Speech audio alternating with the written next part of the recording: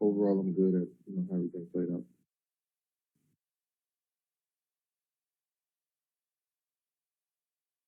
Kevin, I hate to keep harping on this, but tonight was the first night at home without Kyrie. And so what is it going to mean if you have to go for any sort of prolonged period, adjusting back and forth from one lineup to another lineup?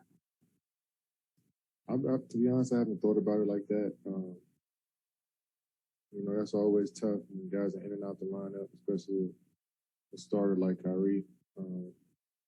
So, yeah, I mean, I don't know exactly what the plan is going forward right now. I'm sure they're still making decisions.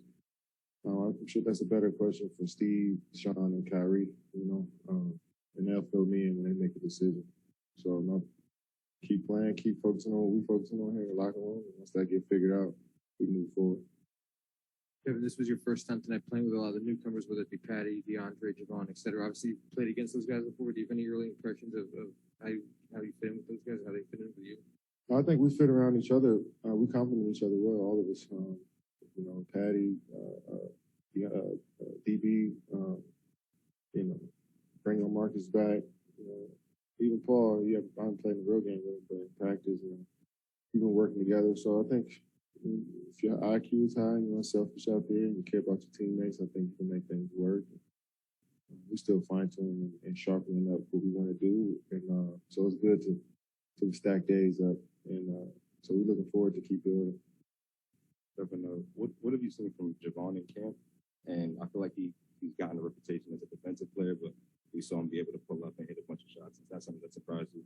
No, that didn't surprise me. I've been watching him since West Virginia, so I always felt like he had a quick trigger at the three-point line, even in college, and I knew he was going to bring that with him to the league. But he hangs his hat on the defensive side of the ball, and he's a quick guard, got quick feet, so he uses that to his advantage on offense and defense, and change the energy, just energy overall as a person good for our locker room. Every time he steps on the floor, he makes an impact. Hey, Kevin, this is twofold. Obviously, these aren't the full rosters by any stretch, but I mean, do you see a potential rivalry with this team kind of developing, once you get into the playoff, once you get into the regular season?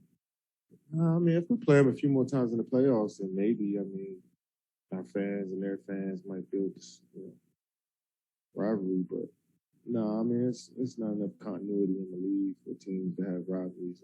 7 or 8 guys on our team that battled with them last year, so they don't know how that feels. So I don't think there'll ever be rivalries like that in the league anymore. But amongst fans on social media and amongst bars and barbershops, I'm sure they might be getting that cooking up, as the season goes on. But us as players, not.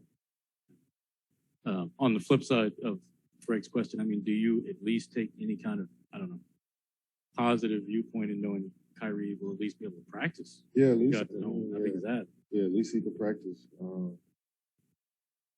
But we want him here for the whole thing. We want him here for games, home games, practices, away games, shoot around, all of it. So hopefully we figure this thing out.